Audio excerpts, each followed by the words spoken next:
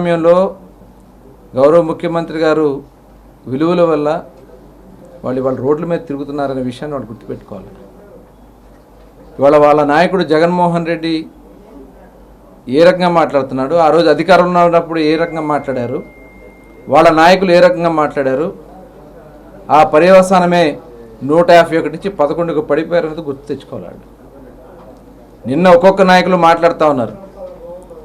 గుంటూరు జిల్లాకి ఆ పక్క ఇంట్లోంచి వెడికి లాగి కొడతాం, గుంటూరుకి ఈ పక్క తలకాయలు తీసేస్తామని చెప్పి మాట్లాడితే, బోర్డులు పెట్టి ప్లకార్డులు పెట్టి రప అని చెప్పి పిచ్చి పిచ్చి వాగుడు వాగుతూ ఉంటే వాళ్ళని కంట్రోల్ చేయాల్సినటువంటి నాయకుడే తప్పే ఉంది, సినిమాల్లో వచ్చిన డైలాగే చెప్పారు మా వాళ్ళు అని చెప్తాడు. ఒకళ్ళేమో ఆడబిడ్డలను పట్టుకుని ఒక సాటి ఎమ్మెల్యే ఇవాళ ఒక గౌరవమైన కుటుంబంలో ఉన్నటువంటి ఆడబిడ్డలను పట్టుకుని అనరాని మాటలు మాట్లాడుతూ అసభ్యంగా మాట్లాడితే వాళ్ళని సమర్థిస్తారు.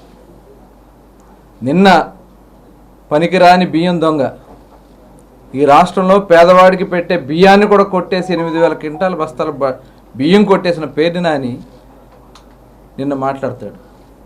రప్ప కాదు, కన్ను గీటి లేపేయాలంట. ఎక్కడ పోతా ఉంది ప్రజాస్వామ్యంలో? ఏం చేయాలి ఇలాంటి నాయకుల్ని? ఒకసారి మనం అందరూ కూడా ఆలోచించాల్సినటువంటి విషయం ఇది. ఇవాళ ప్రజలు అన్నీ గమనిస్తూ ఉన్నారు, అది గుర్తుపెట్టుకోవాలి. నాయకులు ప్రతిదీ గమనిస్తూ ఉన్నారు, ఎవరేం మాట్లాడుతున్నారు, ఎవరేం చేస్తూ ఉన్నారు. ఇవాళ రెచ్చగొట్టే కార్యక్రమాలు చేస్తే డెఫినెట్గా ఇది క్రిమినల్ కేసులు కట్టాల్సిందే, కట్టి తీరుతాం. ఇది చాలా సీరియస్గా తీసుకోవాల్సినటువంటి విషయం. ప్రజాస్వామ్యంలో ఇవాళ మాకు మ్యాండేట్ ఇచ్చి 94% సీట్లు గెలిపిస్తే, ప్రజలు మాకు అధికారాన్ని ఇస్తే మేము చక్కటి పరిపాలన అందిస్తామంటే, ఇవాళ మీరు రెచ్చగొడుతూ మీ నాయకుడు కారులతో తొక్కేయచ్చు, కార్ల కింద పడేసి మీ కార్యకర్తల్ని నల్లులు నలిపేసుకోవచ్చు. ఇవాళ మీరు రెచ్చగొట్టే కార్యక్రమాలు చేస్తే మటుకు చూస్తూ ఊరుకునే సమస్య లేదు. ఈ రాష్ట్రంలో శాంతి భద్రతలు మాకు ముఖ్యం. ఈ రాష్ట్ర ప్రజల మాన ప్రాణాలు కాపాడాల్సిన బాధ్యత మాకుంది. డెఫినెట్గా హద్దు దాటిన ప్రతి ఒక్కరి మీద కూడా చర్యలు తీసుకోవడం జరుగుతుంది.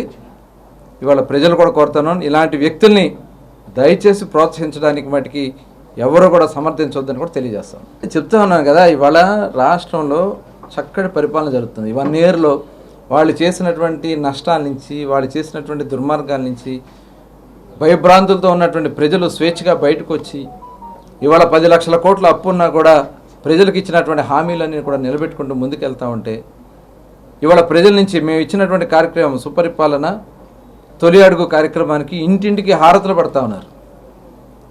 వాళ్ళు ఆనందపడుతూ ఉన్నారు. తల్లికి వందనం కింద ఇచ్చినటువంటి డబ్బుల వల్ల కానీ, వాళ్ళ సంక్షేమ కార్యక్రమాలు పెన్షన్లు కానీ ఇచ్చినటువంటి ప్రతి హామీ సూపర్ 6లో నిలబెట్టుకుంటూ ముందుకెళ్తా ఉన్నాం.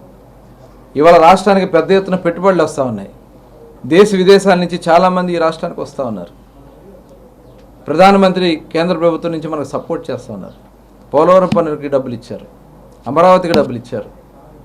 ఆగిపోయిన స్టీల్ ప్లాంట్ వెళ్ళిపోద్ది అమ్మేస్తారన్న స్టీల్ ప్లాంట్ని ఇవాళ లాభాల్లో తీసుకొచ్చాం. మళ్ళీ ఇవన్నీ చేసుకుంటూ ముందుకెళ్తా ఉంటే ఇవన్నీ చూసి తట్టుకోలేక ఇలాంటి రెచ్చగొట్టే కార్యక్రమాలు కులాల మధ్యన మతాల మధ్య మనం చూసాం. పాస్టర్ ప్రవీణ్ని అతను యాక్సిడెంట్లో చనిపోతే దానికి ఒక మతానికి అంటగట్టి శాంతి భద్రత లోపించడానికి ప్రయత్నం చేశారు.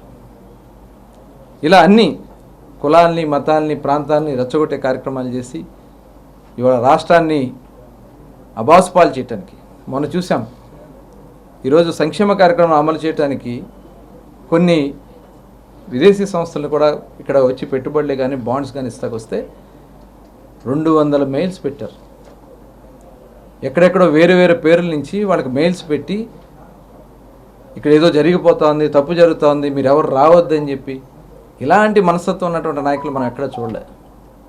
ఇంత దుర్మార్గమైనటువంటి కార్యక్రమాలు చేసిన నాయకులను ఎక్కడ చూడలే. ఇవాళ వాళ్ళు చేసినటువంటి లిక్కర్ స్కామ్ బయటకు వస్తుంది, వాళ్ళు చేసిన తప్పిదాలన్నీ బయటకు వస్తున్నాయి. వాటిని కప్పిపుచ్చుకోవడానికి ఇవాళ డైవర్ట్ చేయడం కోసమే, కేవలం ఇది డైవర్షన్ పాలిటిక్స్. జగన్మోహన్ రెడ్డి ఆడుతున్న డైవర్షన్ పాలిటిక్స్. ఇవాళ రాష్ట్రంలో జరుగుతున్నటువంటి అభివృద్ధిని, వాళ్ళ మీద వస్తున్నటువంటి అవినీతి కార్యక్రమాలు జరుగుతున్నటువంటి విచారణని ప్రజల దృష్టిని మళ్లించడానికి వాళ్ళు చేస్తున్నటువంటి నోరు పారేసుకుని దాని మీద ప్రజల్ని డైవర్ట్ చేయడం కోసం ప్రయత్నం చేస్తున్నారు. మీ డైవర్షన్స్ ఎన్ని చేసినా ఈ సాగవు. డెఫినెట్గా మేము రాష్ట్రానికి చేయాల్సినటువంటి మంచి కార్యక్రమాలు చేసుకెళ్తాం.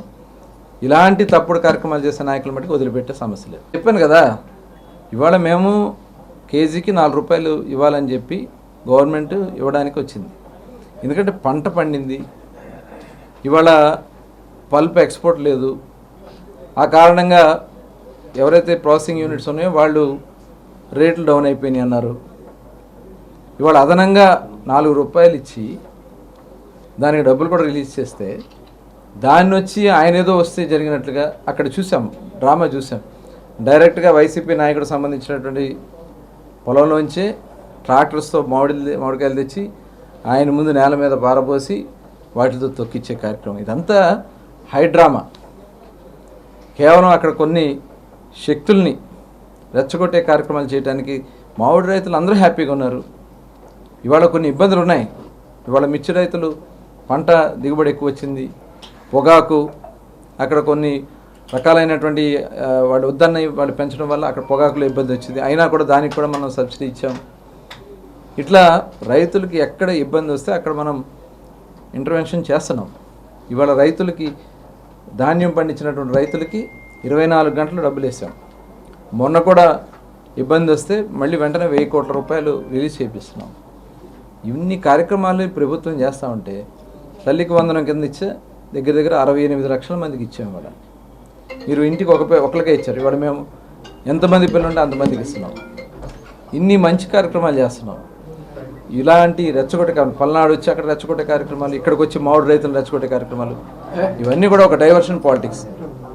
దయచేసి అందరూ కూడా అర్థం చేసుకోవాలని కోరుతాను. చేశారు గతంలో వాళ్ళ దగ్గర నుంచి కమిషన్లు కొట్టడానికి వాళ్ళని బెదిరించే కార్యక్రమాలు ఇవన్నీ కూడా. ప్రభుత్వం ఒక మంచి పాలసీ తీసుకున్నాం.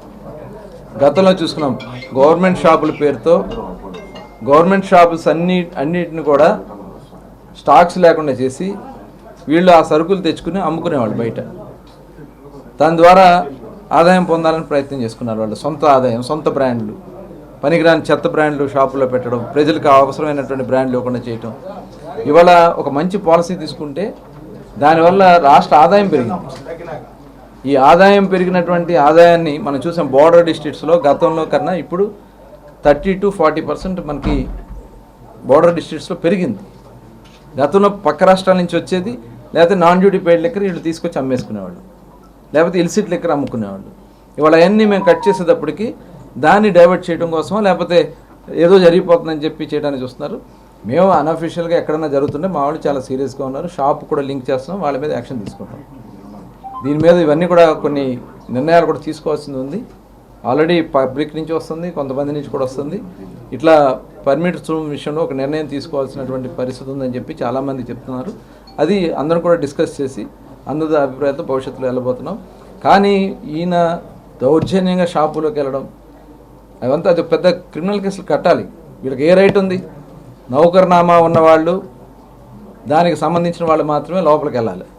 ఈయన షాపులోకి వెళ్ళే అధికారం మీకు ఎవరిచ్చారు? షాపుల్లోకి వెళ్ళి ఆ స్టాకులు ముట్టుకునే అధికారం ఎవరిచ్చారు వీళ్ళకి? నిజంగా ఇవన్నీ కూడా వాళ్ళు ప్రభుత్వాన్ని ఇచ్చేయడం కోసం చేస్తున్నారు. డెఫినెట్గా మేము ఇలాంటి ఎక్కడ కూడా టాలరేట్ చేయం. చాలా మంచి పాలసీ తీసుకున్నాం. దానివల్ల ప్రభుత్వానికి ఆదాయం పెరిగింది. దాదాపు 27 నుంచి 30 వేల కోట్లు దగ్గర ప్రభుత్వానికి ఆదాయం వస్తుంది. పక్క రాష్ట్రాల నుంచి వచ్చి ఇక్కడ చూస్తూ ఉన్నారు ఎలా ఉంది మన పాలసీ ఎలా ఉందని చెప్పి పక్క రాష్ట్రాల నుంచి వస్తున్నారు. అదే కాకుండా బ్రాండ్స్ కూడా దాదాపు 350 బ్రాండ్స్, కొత్త బ్రాండ్స్ వచ్చినాయి. ఇవాళ ప్రతిదీ కూడా మేము స్టార్టింగ్ నుంచి ఏదైతే ఎక్కడి నుంచి అయితే ప్రొడక్షన్ స్టార్ట్ అవుతుందో అక్కడి నుంచి చెక్కింగ్స్ ఉన్నాయి. అలాగే 12 రకాలైనటువంటి ల్యాబ్లో పరీక్షలు నిర్వహిస్తున్నాం. దాంట్లో గతంలో వాళ్ళు వచ్చి లిక్కర్ ఆల్కహాల్ పర్సంటేజ్ మాత్రమే చూసేవాళ్ళు, స్ట్రెంత్ చూసేవాళ్ళు. కానీ మేము అందులో యాసిడ్స్ ఉన్నాయా, ఏమన్నా హార్మ్ఫుల్ ఏమైనా ఉన్నాయా అని చెప్పి అన్నీ కూడా చెక్ చేస్తున్నాం. 12 రకాలైనటువంటి టెస్టులు చేస్తున్నాం. ఇవాళ దానివల్ల గతంలో బీర్ కూడా వాళ్ళు సేల్ లేకుండా చేస్తారు ఆంధ్ర రాష్ట్రంలో.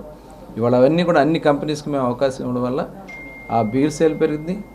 గతంలో ఇవంతా కూడా పక్క రాష్ట్రాలకు పోయి ఇవాళ ఇవంతా రాష్ట్రానికి ప్లస్ మంచి క్వాలిటీతో అఫోర్డబుల్ లిక్కర్ ప్రజలకు కూడా అందుబాటులో ఉండే విధంగా, పేదవాడికి కూడా అందుబాటు విధంగా 99 రూపాయలకి ఇస్తాం. ఇవాళ ఏంటంటే వీళ్ళు వాళ్ళని బ్లాక్మెయిల్ చేయడం కోసం మాత్రమే వాళ్ళు చేస్తున్నటువంటి డ్రామా ఇదంతా. ఇంకా చాలా ఉంది దానికి. అది పెద్ద తవ్వే కొద్దీ భారతదేశంలోనే కాదు, ఈ ప్రపంచంలో ఇప్పటి వరకు వచ్చినటువంటి మనం బోఫోర్స్ చూస్తాం మన చిన్నతనంలో, అంతకంటే దానికి 100 రెట్లు మించిన స్కామ్ ఇది. ఢిల్లీ స్కామ్ అంటేనే అదో పెద్ద లిక్కర్ స్కామ్ అనుకున్నాం, దానికంటే కూడా 100 రెట్లు మించినటువంటి స్కామ్ ఇది.